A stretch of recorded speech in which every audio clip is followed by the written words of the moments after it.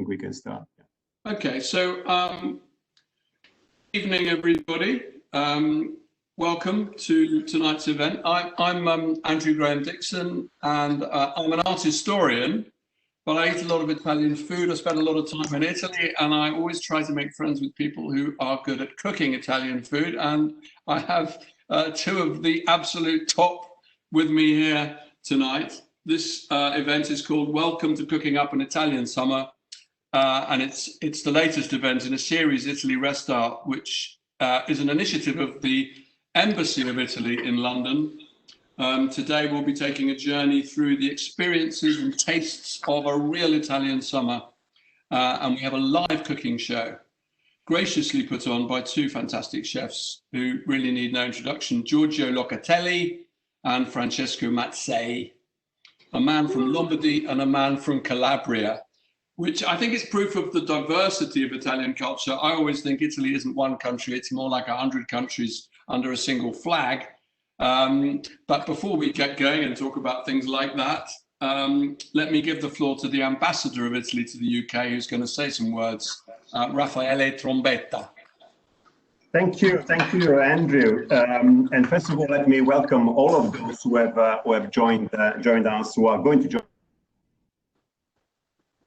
It is actually a privilege for me to have not only Giorgio, not only Francesco, whom both I know quite well, but also you, Andrew. I mean, I know your knowledge of Italian art, Italian food, but also your passion for Italy. So it is a pleasure for me that you actually join us and will guide us through this event. As you quite rightly said. This is part of a series that we launched a few weeks ago in this new COVID-19 time, and we called it Italy Restart. And the focus is actually on the word art in Italy Restart. We started, as a matter of fact, with an event on art and museums and how they are coping in this pandemic time, and it's quite appropriate that we continue and almost end this series with an event on food, because food is a form of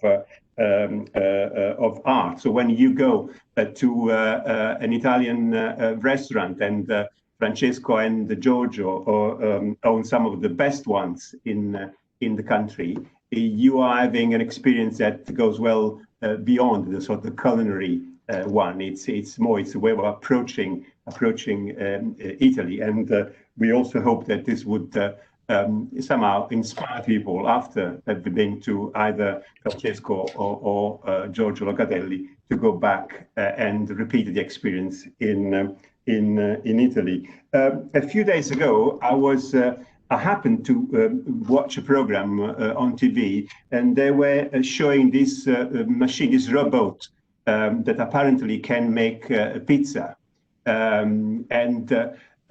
We do have another series as well as Italy Restart. It's called Italy for Innovation, where we show all sorts of the innovation, all the things that in Italy are happening. But I can promise you that I would never show, even in Italy for Innovation, a machine making a pizza or food of any type, of any cuisine in the world. So having said that, once again, thank you, Andrew, thank you, Francesco, and Giorgio. I'm sure that we are going to have a very, very enjoyable 1 hour or so with their cooking. I know that some of our people who are following us will actually also try to make themselves, the recipes that have been suggested by Francesco and Giorgio. So thank you, and back to you, Andrew. Thank you very much, Ambassador. I think we should start. I mean, I thought one of the best ways to begin is perhaps by asking Giorgio and Francesco to explain which recipes you've chosen. What are you going to be cooking and showing us how to cook this evening? I'll start with you, Francesco. Hi, I'm going to do a very simple and classic Italian dish, spaghetti frutti di mare. Okay, I've got some lovely fish here, some herbs, and some lovely tomato The difference here is that we're using fish that you can actually easily find in London. This squid over here, for example, they local, okay? And this clams also, this from Portsmouth, okay? This from the clams from Portsmouth, sorry. And the squid are from Louis or Polperro, which is a lovely area here in UK. And I'm just using some very simple shrimps that you can find anywhere. So basically, no excuse. You can do this at home. I've got some. Is it an antipasto or is it a main course? Is a pasta. You know, it's a pasta dish. You know, in Italy we go antipasto. Oh, is it spaghetti? Sorry. Spaghetti. And I've got this beautiful tomato here. Look, this is beautiful. This is datterino from Latina, and this first one now torpedino. Look, they're nice and sparky. And the great things about those that they can keep the same flavor all year round. And the only thing I did, I just cleaned them a bit. But basically, it's just a simple spaghetti frutti di mare. Beautiful. And what are you going to do, Giorgio? Well, I kind of like. I felt that your challenge was to talk about something that remind me of my summer, of my impression of summer from when I was little or from when I was growing up. So I choose few ingredients that come from few regions that are not Northern Italy, because not many people come on holiday where I come from. In Northern Italy, the people work and they go on holiday either in the south or lots of the people goes in Liguria. So that's why I choose these fantastic courgette, which are the zucchine di Albenga, and they are like or zucchine Trombetta. That's like the name of our ambassador. Right. I don't think I want to be associated with the zucchini, but anyway, that's. They are fantastic zucchini. They're very good. They're very, very tasty. Yeah. I wouldn't have any problem. What are you going to make with them? So, and then I choose another sort of a produce that comes from Sicily, which is, you know, is the gambero rosso di Mazzara del Vallo, which you can see is such a beautiful fish. It's just an amazing fish that sort of swims at sort of like kind of like 600 meters of profundity of the sea. So it's got a very strong apparatus to swim, and it's got this beautiful mustache. And I prepared them already. And then, you know, I thought like I cannot put something that is not myself, you know, the Northern Italy. So I choose some fries. So I took a risotto, which is a little bit different than a risotto because it's not gonna have any butter in it, but it's gonna be with olive oil, and it's not gonna have any cheese to finish, but it's gonna be finished with some of the limone di Sorrento, which again but when you talk about summer, when you talk about Italy, la costiera napoletana, la costiera amalfitana, from Napoli all the way down, it's just something that is so representative of Italy. So I'm gonna start to cook the risotto, and I will pass them to the bowl to Francesco, which, you know, is going to cook the spaghetti, and by the time I finish the spaghetti, I'll be finished my risotto. Okay, so are you gonna prep it? Yeah, look, I got a little bit of a stock that I made, you know, because I took the prawns, I kind of cleaned them completely. I left only the little bit of the tail left in because that makes them very elegant, and then you can pick them up like that and eat them. Andrew, you know how to do that because you had thousands of them when we were in Sicily. I had thousands of them. I met a fisherman the fisherman made me eat the head. Yeah, that's exactly of the one just fished, which I thought like it was amazing. He thought that you were one of the strongest stomach he ever found in his life. You know, not even the Sicilian managed to eat the head like that, but you did. I didn't manage that day. It was like, you know, like I remember it was like 7 o'clock in the morning, and you were just eating these raw prawns like that.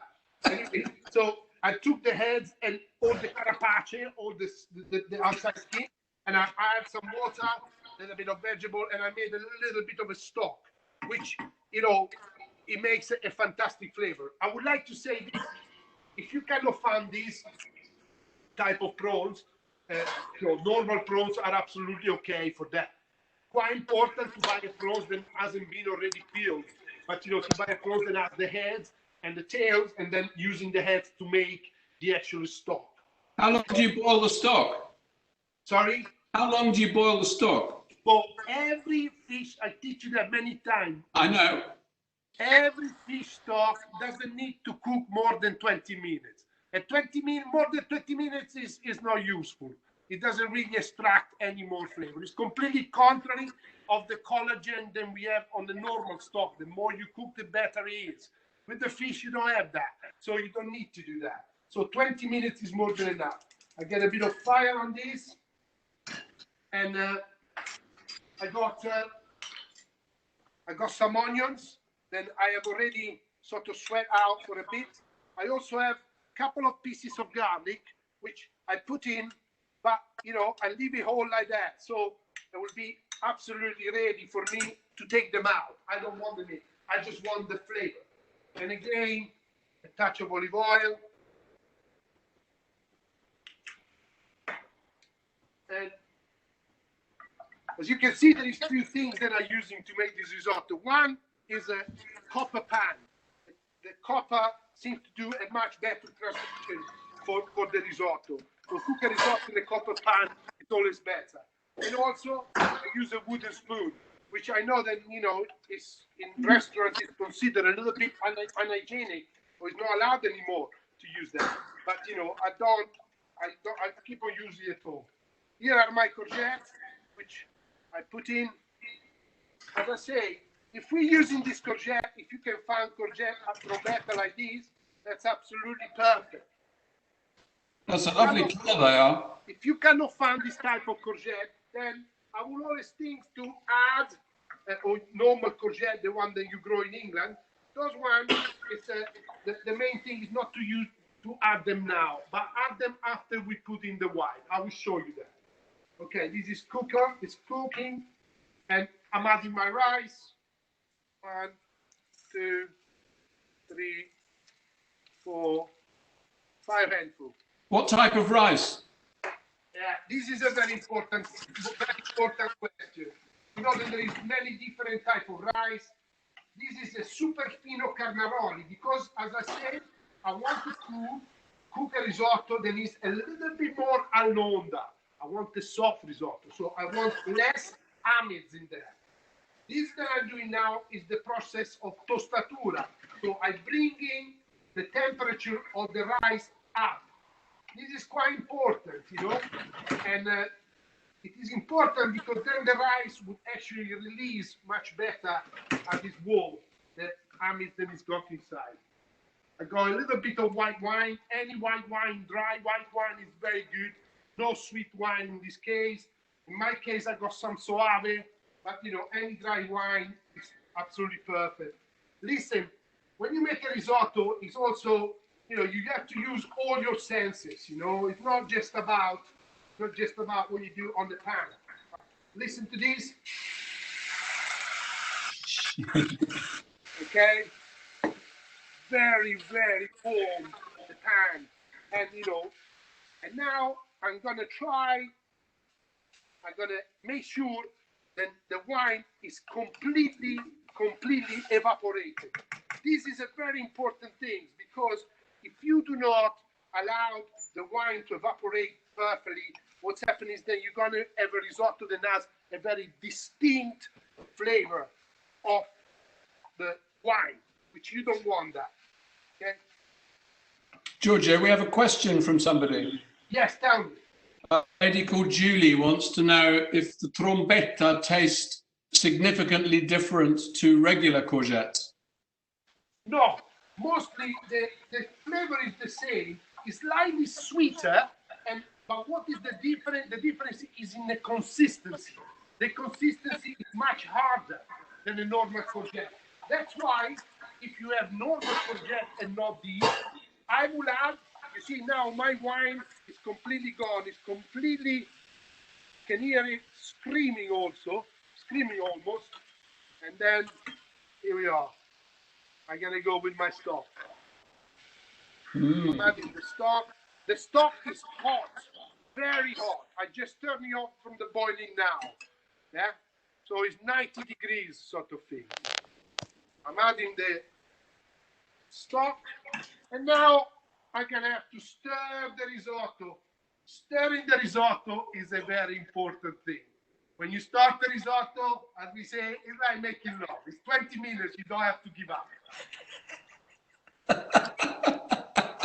Okay, I pass my ball to Francesco. Come on. Okay, I think Francesco is going to be making love for half an hour. So Francesco, tell us what are you going to be making? But before you start, I just want to tell everybody at home who's watching that if you have a question, you'll see a Q&A box in the bottom. So Giorgio and Francesco are happy to answer questions about what they're doing, but you need to ask the questions.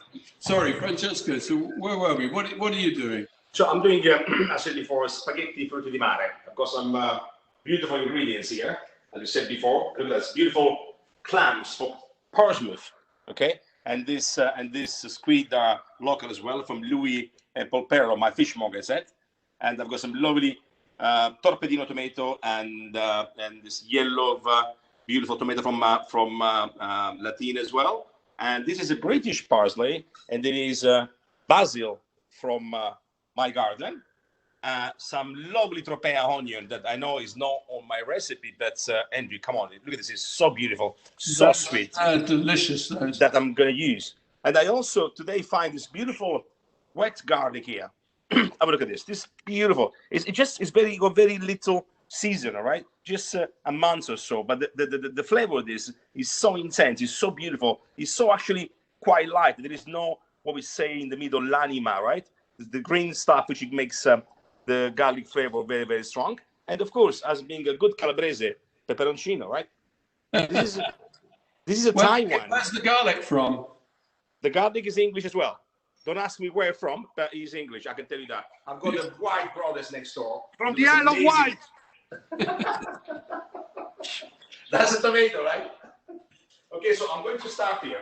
What I'm going to do, basically, I'm just going to add some, again, this fantastic Calabrese extra virgin olive oil. Yeah. Then I'm going to do some small fillets of garlic here. I love my garlic like this, yeah. Just lovely, nice filleted. We're gonna just simply put in this extra virgin olive oil. Yeah. We're gonna just slightly sweat them until they become nice, nearly to golden. Okay. But in the meantime, what I'm gonna do as well, I'm gonna add this beautiful Trombetta onion. Have you tried this before, Adrian? It's good stuff, really good stuff. Yeah. Yeah, we did have some Trombetta onion when we went to Calabria. You remember? Yeah, very delicious. Nice. It's fantastic. Yeah. So I'm going to just add a bit of those. Oh, you can only smell that. That's the smell of it, yeah? Aglio, cipolla, garlic, and onion. Mm.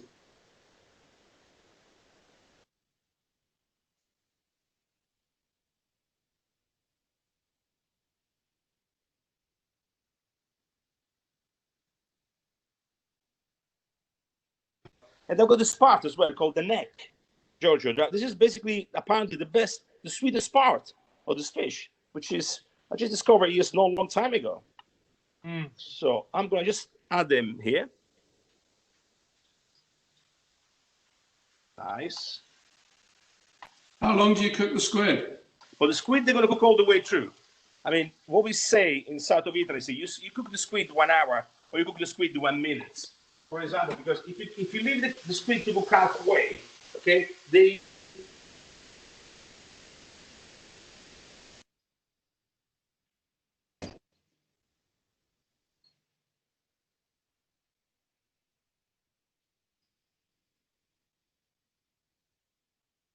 skin on as well. Francesco? Yes. Io intanto, quando il mio brodo si asciuga, as my stock is kind of coming off, I will add a ladle of stock. 1 ladle of stock at the time. No more. I keep losing signal.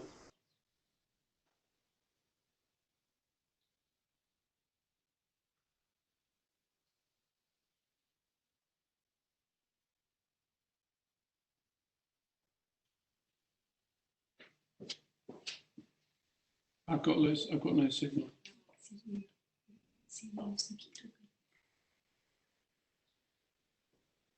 Okay, so Giorgio, do you think if you haven't got any fish stock, this is a question, if you haven't got any fish stock, is it better to use water or do you use chicken stock? For what? For the risotto?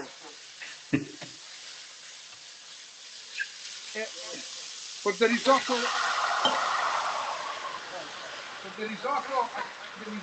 at this point, it's probably better to use a little bit of the prawns, chop them and boil them up in water gently with a little bit of flavors, and then use that. Because you're going to have the prawns anyway if you do the prawns risotto. But you don't want to put chicken stock, right? I wouldn't use chicken stock, no. Però, if you don't have anything, use chicken stock. What can I say to you? Okay, that's an answer. Ian from Yorkshire says that he can't manage 20 minutes risotto stuffing because he's married to someone from Yorkshire. So it only has to last 5 minutes. I told the people for Yorkshire I have a lot of stamina. I had some chef from Leeds. He was the most strong man I ever met. Maybe that translates into cooking techniques. So how's it going, Francesco? Very good. As you can see, I add my white wine here, and the wine is completely evaporated now. As I said, it's very, very important, as Giorgio said for the risotto, that the wine has to evaporate completely. Now I'm going to quickly add some basil in it. Okay, and these beautiful tomatoes. Mmm. Look at the color of it. That feels like Italy already, okay? That looks like the summer to me. Yeah, look at this. And quickly, what we're going to do now, bring these beautiful clams. Chuck the clams in straight away. And I'm going to cover with the lid here. And in a couple of minutes, or 2-3 minutes, they'll be completely open. So what we're going to do is this one, like this, and leave for 2-3 minutes. And then we'll be ready to, okay, finish the sauce and add the other ingredients, okay? So, of course, you're going to have boiling water, and this sometimes mistake people does, that, you always need a salted boiling water, and you need a lot of water to cook spaghetti. Something makes me crazy, and people say, oh, bowl of spaghetti, everyone can do a bowl of spaghetti. Well, I don't agree, because you need to know how to do it to make a spaghetti like an experience. So basically, for every kilo of spaghetti, you need about 10 liters of water. That has to be salted and boiling. Very, very important for many reasons. And I'll tell you why when we go to the end, when we finish our dish. Okay? Andrew, my wife is with me. She has a question for Francesco. Can I? Of course. Can I give floor to her? Yes. Buongiorno, signora Vittoria. Ciao. Giorgio said Francesco, Giorgio. Francesco said. Yeah, it's about the clams, Francesco. When you bought your clams, were they already clean, or did you have to soak them to get the sand out? They always usually clean, but it's always better to check. So what I basically do myself, every kilo clams, okay, I cover with water. I'm adding 30 grams of sea salt or good salt, okay? After 1 hour, you can see the smell thing comes out, and this we call spurgare. Another very important technique is before you put your clams in the pan, just put in a sink one by one, okay? Because if there is someone full of sand, that will open and that will save your dish. So very, very important you do that. Okay, thanks.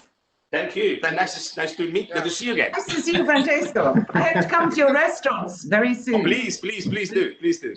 There is nothing worse than a plate of spaghetti with sand at the end, isn't it? Yes. I agree. No. Come on, that. They start to open nicely, look. And you see, of course, you don't need a fish stock here because that water from clams is where the real flavor is. It's so delicate, it's so tasty that, it's just beautiful. And with the sweetness of that tomato now, it's just great, all right? So I'm gonna carry on now cleaning this squid that we can add at the end. And then, of course, I'm gonna add a bit of peperoncino, but just a tiny weeny bit, because this is quite wild.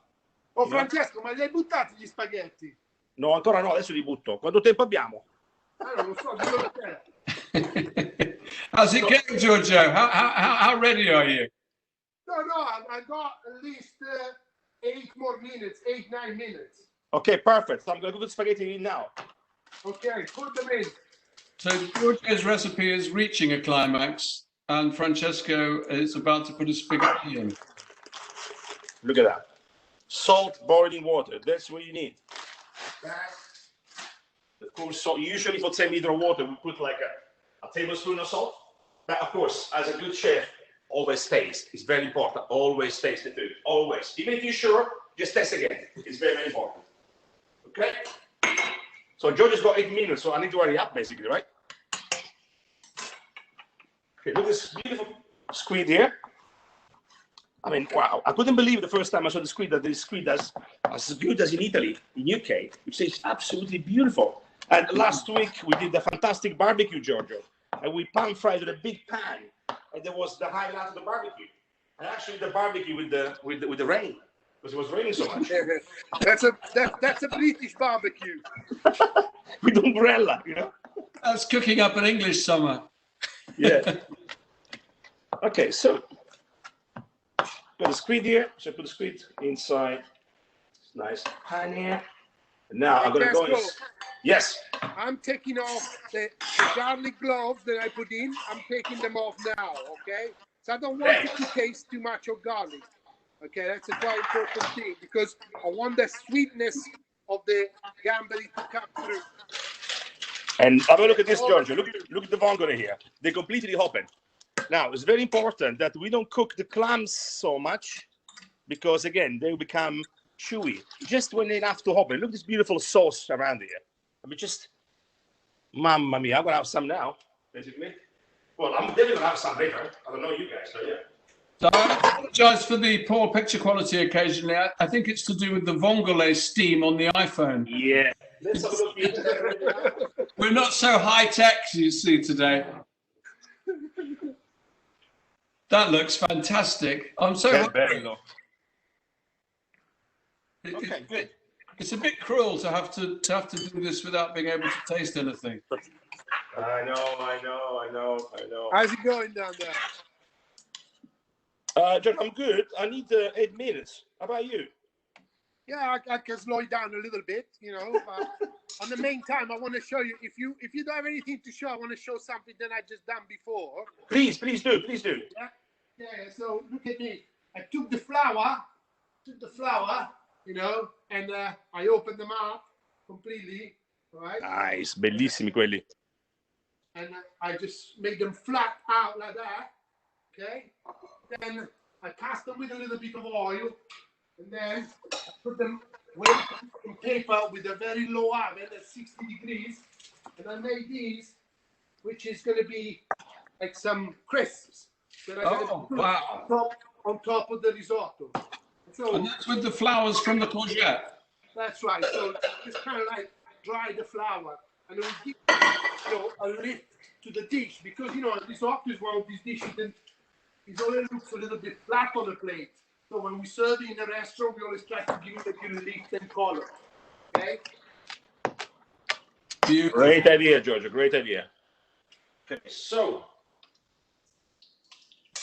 we got the split of shrimps, just cut like that. I mean, king prawns rather than the shrimps. They're quite big, those ones. And of course, it's great that you just add them right at the end because they need to cook basically a few seconds. Okay, when we do this in the restaurants, actually we got a dish similar to Giorgio, tagliolini with the zucchini and gamberi, okay, and a bit of botarga. So the shrimps they put just like the last 2 seconds, and they cook so quickly, and the color stays there, and they're nice and soft. So it's very, very important. Always put it right at the end and never in the beginning. But of course, as Giorgio shows you, do a fantastic stock with the shelf, and that way they need to cook, as Giorgio said, 20 minutes to half an hour. Okay, so look at this. Lots of water here with salt. The clams are ready. Beautiful. I'm gonna do some parsley now. Nice and rough. Not very refined because it's a South Italian dish. We know that refined out there. It's all about flavor. Francesco, well, I have a question for you. Why do you pick spaghetti for this dish rather than any other particular pasta shape? I mean, I've got a little story actually. You know, when I go to Italy, I flew to Lamezia or to Bari, and there is 2 restaurants where I go like all the time. And the only thing I always, every time I go there, I have spaghetti vongole or spaghetti frutti di mare. So when I've been asked to do this, I said, well, has to be spaghetti. That's the main reason. But you can use linguine if you want to. You can use tagliolini if you want to. But spaghetti for me is like is a happy food. You know, I mean, spaghetti is like a dish, a shape of pasta. It never upsets anyone. It's just perfect. That's why I love it. That's why I like it. Practically, Andrew, for him, the spaghetti are like for you the espresso that you insist all the time. As soon as we land in Italy, you want to go and have an espresso at the airport. I'm not in Italy, so I've had one. Yeah. But it's more sophisticated than you. Yeah. No. Do you know, Giorgio, when you see the phrase, oh, well, let's have a spaghettino, you know, let's have aglio olio, let's have spaghettino. Spaghettino is like a happy thing. It's like a pizzetta, you know. It's just the epitome of Italian cooking. Imagine a life without spaghetti, Andrew. It'll be boring, right? Francesco, Alfonso Scioli wants to know if he can change your clams for mussels. He can, of course he can. Yeah, the flavor will be a bit more stronger, that's for sure, but he definitely can.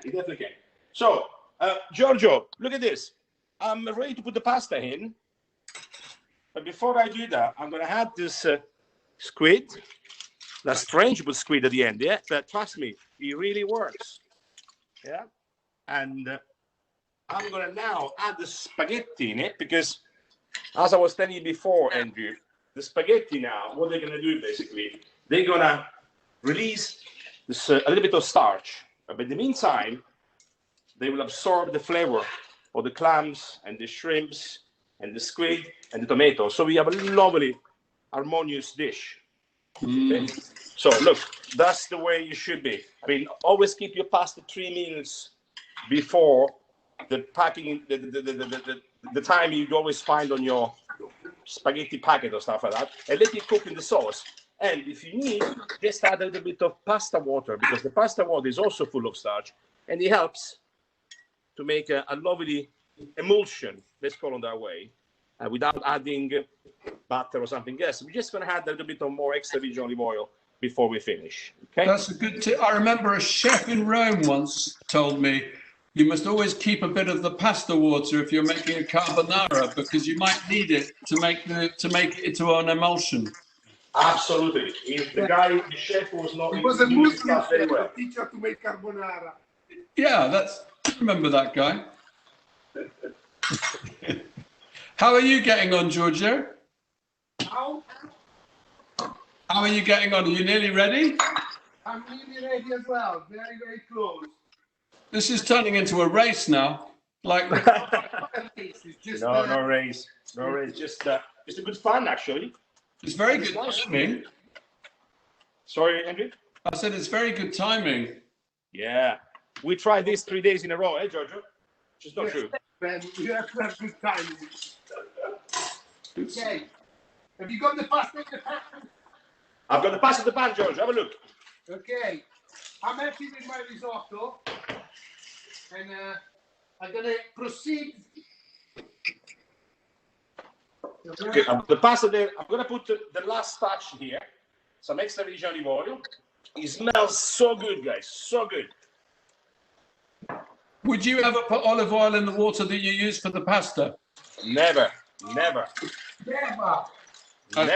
Victoria, it is sacrilege. It is sacrilege. Never. Yes. Well, people say also put sugar in your tomato sauce. I personally don't agree. Just cook the tomato sauce with the right onion for longer than usual, and then use beautiful tomato in the tin rather than the fresh one, unless you do something like that. Don't add sugar, but never use oil for the pasta for the pasta water. Never. Very good. I'm nearly there. I'm just gonna finish the dish, Giorgio. I'm gonna add the king prawns. Let me know how you stand, so I can wait a bit. Look, this sorry, I said squid, but the king prawns just need to cook a little bit. Now I'm gonna put the lid on. Sorry, guys. And I'm gonna stop here. So we leave this pasta to rest a few seconds. Is that an induction hob, Francesco? Is that induction? I want induction hob because my wife wanted it, but I'm not very happy with it, to be honest. Okay. And also, my kids, they love cooking, Andrew, so much that they're allowed to cook on induction hob. If it was open fire, I probably not allow them to do so. So, right. Yeah. And what kind of pan do you use with that? This is the Ondine. It's basically, you know, Marie Guerlain from the Guerlain family in France. She's the one that does this pan, and I'm actually an ambassador for the brand, which I love it so much. They look expensive, and the wife likes it too. She works. Very good. Is this pasta ready or what?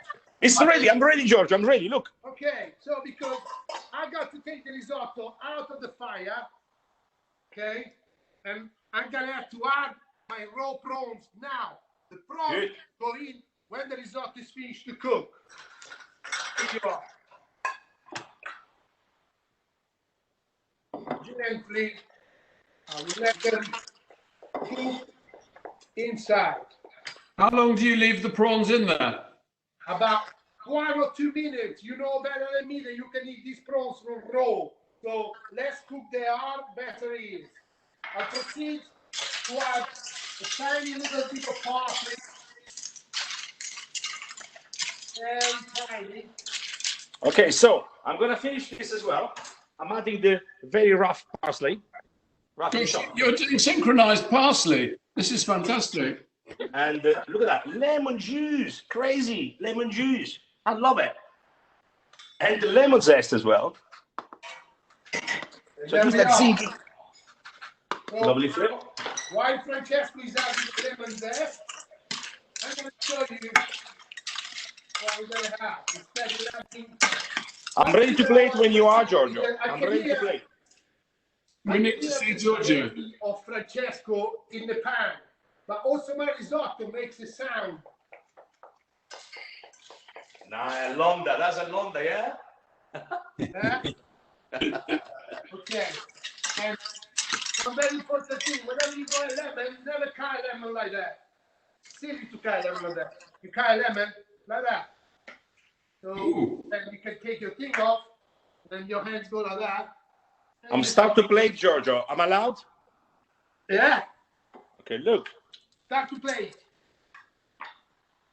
I've got this beautiful, look at India, this beautiful bowl like my mom gave it to me. Look how beautiful it is. Oh.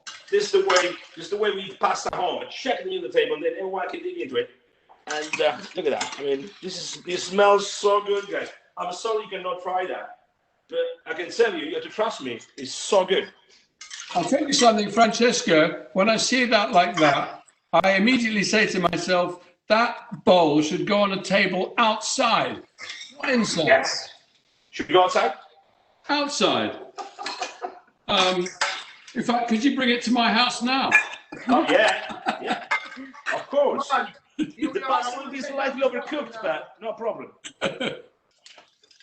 Okay?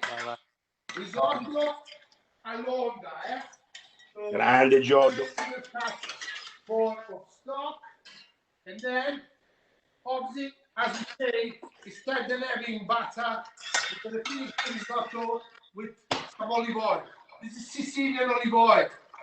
Okay? So no cheese, just olive oil and lemon. That's it. That's olive oil to finish it. It becomes silky and beautiful, and here we are.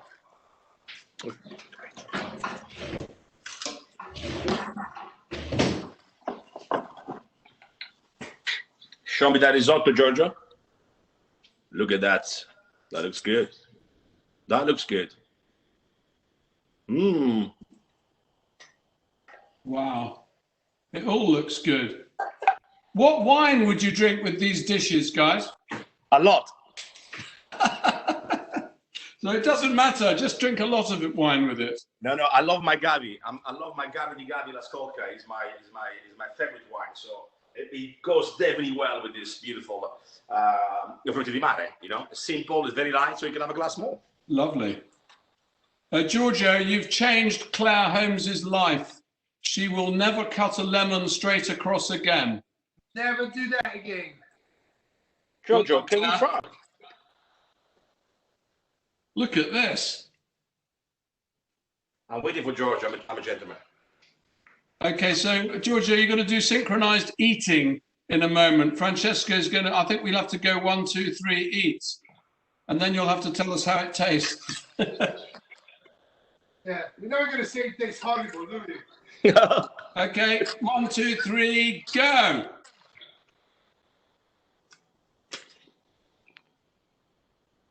Mamma mia. Mamma mia. Wow. Look at this.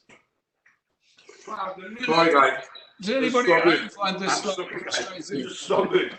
the sweetness of the courgette with the sweetness of these prawns, and you know, as you can see, they're not overcooked. They're still really nice and soft.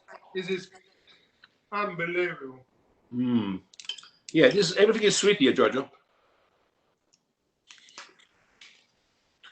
Mamma mia. I'm looking at the famous movie, The Marchese del Grillo. Well, the other night on in Italian TV, I was watching Totò, the movie by Mazzei Nobiltà. I laughed for 1 hour. You know, it was so beautiful. So I look at them anymore. Look, I've never seen pasta before in my life. Yeah. And Francesco, you should use your hands then if you watch Miseria Nobiltà. It's a bit hot. Then, as you say many times, Andrew, for us Italian, a little bit more to define who we actually are. The people talks about the food and they eat, you know, in a way that it defines who they are, which is it is not with the English is not the same thing. French is the Italian one still has this such a strong regional connection with their food, and to the level that they don't even want to compromise when they travel, they go around the world. And I think this is something that, you know, is an incredible attitude towards food, and it's something that makes it very, very important for our culture, and also makes it a great added value for the people who wants to come and visit Italy, because by the time you come and you travel around Italy, you really understand it, because the microclimatic condition, the historical reason, and the way the regions have developed themselves obviously brings a completely different palette of taste on the food that they eat, you know. And so the people of Sicily eat very different than the people of Trentino Alto Adige, and both of them eat fantastic food, you know. This is something that is very, very particular to Italy. More is more obvious than in any other country in the world. And traveling around Italy, you go to different parts of Italy for what's concerning the food that you get offered when you go. It's almost like to travel in a different country. Yeah, yeah. And I think for me, one of the big differences between Italy and any other country that I can think of is that if you think of cultures that have good cuisine, often it's actually the rich people, people with lots of money who keep that cuisine going, and it's, you pay a lot of money to get it. Whereas in Italy, the man who digs up the street is probably more likely to know a fantastic restaurant to get the local food as it should be done. He is the real connoisseur, and it's ordinary people that keep it alive. They cook it, they eat it in the restaurants. And that's why it's so, for me, that's why it's so vibrant. And that's one of the reasons I love going to Italy.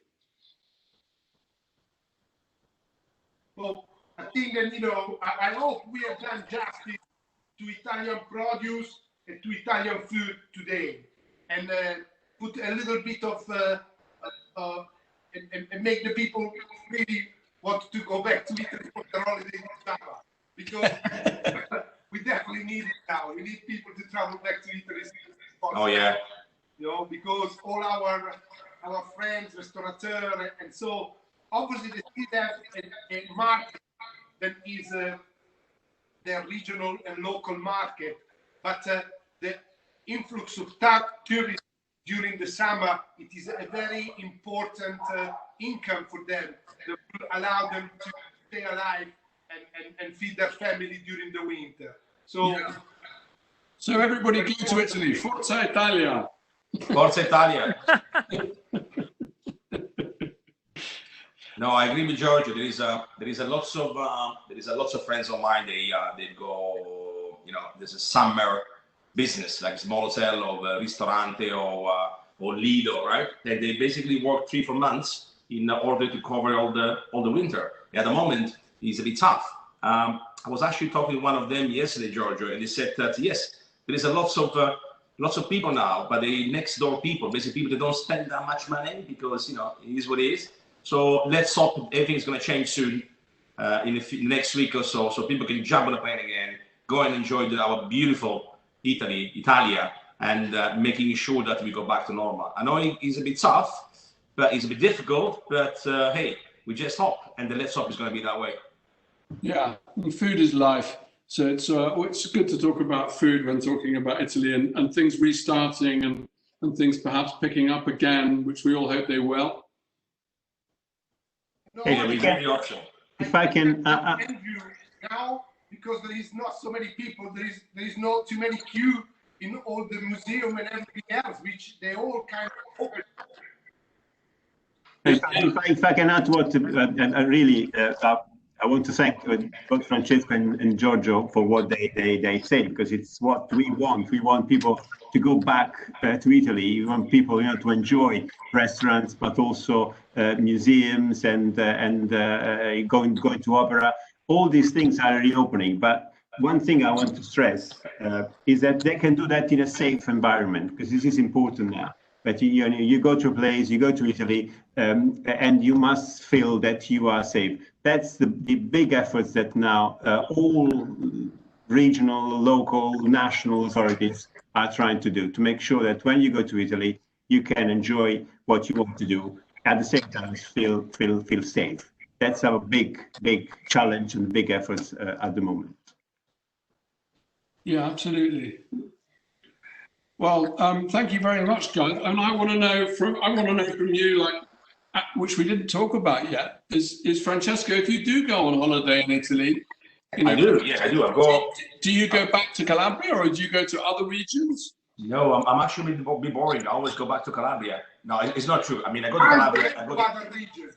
No, I've got to Calabria because I've got family. I've got my mom there, and I've got my sister, my brother, and I've got a bit of land. I've got a house, and my wife likes to go there because also the parents are there. But I do love Puglia, I have to say, and I do love Sardinia a lot as well. So as much as I can, I try to go as well. And they usually, like a proper Italian, I take 3 or 4 weeks in August free to go and enjoy myself. I also try to discover new ideas, new products, new ingredients that you believe or not.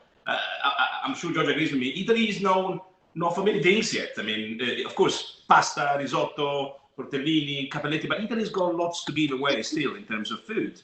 Basically, every single town, every single region in Italy goes different way to cook pasta, different way to do tortellini, different way to do a risotto, different way to do. So Italy's got lots to give still. So that's why I find so inspirational, when I go back to Italy myself. And of course, if I got time, I go to the beach as well. But it's just a must go back home and bring something back to London.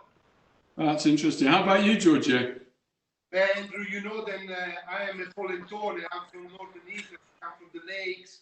It's a lovely place, but for the last 10, 20 years, especially from when I've been married with Plaxi, we had a great love story with Sicily, and now for the last 6 years or so, we bought a house in Puglia. So we always go to Puglia because we have our little house in the front of the sea, and also, I don't know, for me, it's the south has this warmth and this brightness, and this, the people are in some way I feel more attracted by them than go back to Milan. I do have to go back to Milan, and I have to go back to Lago Maggiore, visit my mom, but you know, I don't know. I don't remember last time I went there for holiday for more than like 3 or 4 days.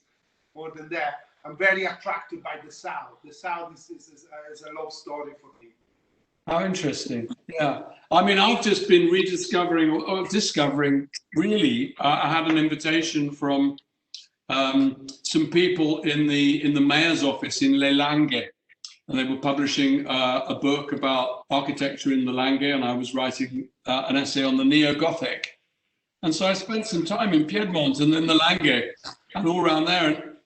And Torino, actually, I never knew what a fantastic city Torino is. I mean, there's a dome in Torino, the dome of the Holy Shroud, which has been restored in Turin, which I think is one of the most beautiful pieces of architecture in the entire world. I mean, it's amazing. The bad coffee of Torino is provincial compared to Torino. Torino is just much more beautiful than Paris. And I went to the restaurants in Turin, and they're so old-fashioned, and all the guys are wearing white. But the food was fantastic. I was there in the truffle season. So, wow. You know, I love that region. That makes a difference. Yeah, it makes a difference. The favorite restaurant of Cavour. Cavour used to have the bollito misto there. Cavour is Cambio. made Italy. Cambio, Giorgio. Yeah, no, it's a fantastic country. And somebody's been asking a question of whether Giorgio and I are going to do another show on, they want us to do Sardinia. So, of course, we would love to, but we will have to see if the BBC would like us to as well. Yeah, please write to the BBC and we'll do it. Yeah, we'd love to do it. And for anyone out there who's interested and you know, is thinking about Italy, I'm actually doing a little talk on Rome and looking at some of the places that Giorgio and I visited when we did our little TV series about Rome. And I'm doing that as a Zoom talk on Saturday, the 11th of July at 7 p.m. That's my little plug. So if anybody would like to attend that Zoom talk, please just look at my website and there'll be the details there. Yeah, I always think that, you know, watching you, such an Englishman, talking about Italy, it always, you know, it's always incredible. I feel that you almost love Italy more than the Italian. Because the Italian, usually they love their bits of Italy and they think that the other bits are not very nice. But, you know, you love it all. So this is an incredible thing. And, you know, I really like everybody who can to listen to your talk because they open the mind, especially when I go to Italy. No, I love Italy. It's my favorite country, I have to admit. I'm prejudiced. Just had too many happy times there for it not to be.